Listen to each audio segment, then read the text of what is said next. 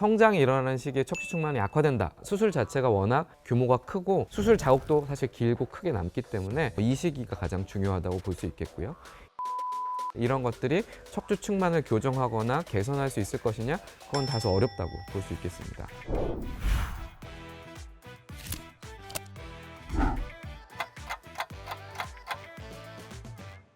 저는 재활의학과에서 근무하고 있는 정일영이라고 합니다.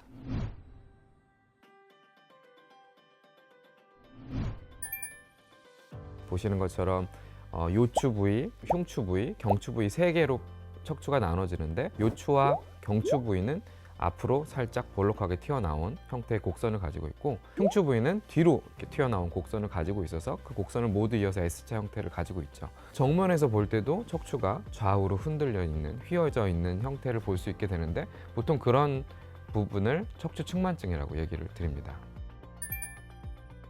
가장 문제가 되는 건 청소년기 시절에 이제 척추측만증이라고 볼 수 있는데 특발성 척추측만증이 생기는 나이가 보통은 청소년기 나이가 되겠습니다. 한 10살에서 16살까지 그 성장하는 시기에 척추측만증이 살짝 오게 되면 성장과 함께 척추측만증이 갑작스럽게 악화되는 경우가 있을 수 있기 때문에 이 시기가 가장 중요하다고 볼 수 있겠고요. 이후에 이제 성인기에도 척추측만증이 생길 수 있지만 대개는 디스크 손상이라든가 뼈의 손상 이런 것들이 복합적으로 이루어지면서 생기는 퇴행성 척추측만증이 생길 수 있고 이런 경우는 그에 맞게 치료하는 게 원칙으로 되어 있습니다. 반은 맞고 반은 틀린 말이라고 볼 수 있겠습니다.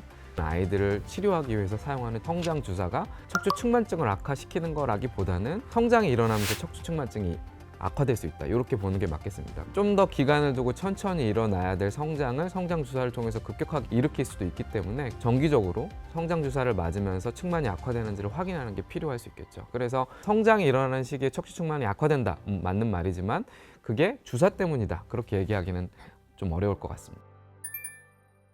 척추측만증에 대해서 설명을 좀 더 드리자면 척추는 아주 몸에 있어서 가장 중요하고 단단한 구조물이라고 볼 수 있겠습니다. 가벼운 외력이나 단순한 교정만으로 형태가 바뀌거나 교정이 되긴 어렵다고 볼 수 있겠죠. 물론 하루에 한 3분의 1 정도를 수면을 취하지만 수면을 항상 동일한 자세로 취하지 않기 때문에 베개가 얼마나 효과적일 것이냐 그런 걸 따졌을 때 보조기, 비계, 침대 이런 것들이 척추측만을 교정하거나 개선할 수 있을 것이냐 그건 다소 어렵다고 볼 수 있겠습니다. 다만 통증이 있어서 혹은 환자가 피로감을 느꼈다거나 근육의 단축이 있어서 생기는 기능적인 금방 개선될 수 있는 척추측만의 경우에는 보조 도구를 이용해서 일부 증상을 개선할 수 있다 얘기 드릴 수 있겠습니다. 분명하게 말씀드릴 수 있는 건 측만이 생긴 친구들도 성장을 한다. 빠르게 찾아서 아이가 성장기에 돌입했을 때 더 이상 척추측만이 악화되지 않도록 주기적으로 확인하면서 재빨리 중재를 하는 겁니다. 예를 들어 보조기를 착용한다든가 허리와 몸을 대칭적으로 쓸 수 있는 운동을 교육한다든가 그게 가장 중요한 부분이라고 생각합니다.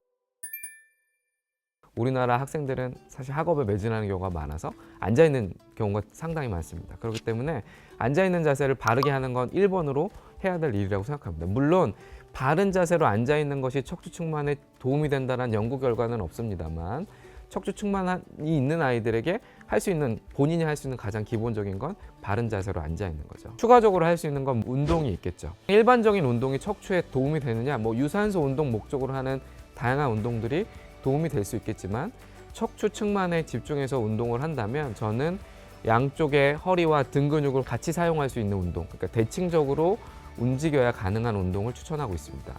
그런 운동 중에 가장 흔한 것이 수영이고요. 철봉에서 매달리기, 턱걸이 같은 걸 하게 되면 양쪽을 같이 균등하게 쓸 수 있게 만드는 역할을 할 수 있기 때문에 운동은 꼭 필요하다고 얘기 드리고 있습니다. 수술적 치료를 하게 되는 척추측만증의 기준은 40도에서 50도, 45도에서 50도, 50도 이상 이렇게 얘기하지만 폐의 용적을 줄이거나 호흡을 곤란하게 만들 경우 허리를 통증을 심하게 일으키거나 자세의 불안정을 일으키는 경우에는 수술적 치료를 권하고 있습니다. 척추측만 자체가 수술 자체가 워낙 규모가 크고 수술 자국도 사실 길고 크게 남기 때문에 수술을 결정하게 되는 건 상황과 그 수술을 집도하는 전문의의 의견이 중요하다고 말씀드릴 수 있겠습니다. 척추의 변형이나 성장은 딱 청소년기에만 거의 이루어지기 때문에 이 시기에 조금의 노력을 통해서 자세를 바르게 하고 교정을 하기 위한 노력들을 한다면 평생 조금 더 나은 척추를 가지고 살 수 있게 될 거라고 생각이 들기 때문에 너무 쉽게 생각하지 마시고 꾸준한 운동, 관리, 좋은 자세 이런 것들을 좀 신경 써주시면 좋겠습니다. 똑똑한 정책 브리퍼. 청소년의 성장을 방해하는 척추측만증. 제때 치료받는 게 중요한데요. 서울시에서는 청소년 척추측만증 지원제도를 시행하고 있습니다. 어떤 내용인지 자세히 살펴볼까요? 척추측만증 지원제도란 학생들의 척추측만증 검사 비용을 지원하는 제도입니다. 대상자는 서울에 거주하고 만 7세에서 18세까지의 척추측만증 의심 소견이 나온 학생입니다. 척추측만증에 필요한 검진비 지원과 맞춤형 운동 및 교정 관리를 지원해줍니다. 지원 비용은 척추측만증 확진 검사비 5만 원으로 한 차례 지원됩니다.